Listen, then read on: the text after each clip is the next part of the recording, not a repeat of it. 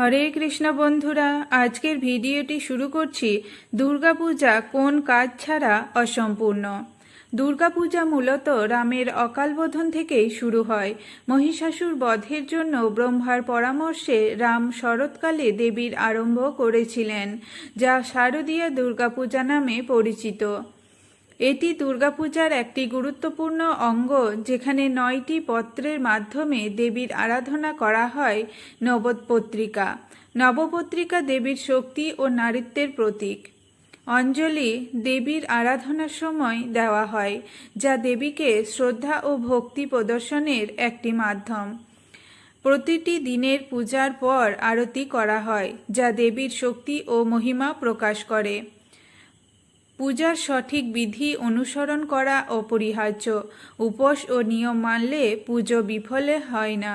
ভালো লাগলে সাবস্ক্রাইব করে দেবেন। রাধে রাধে।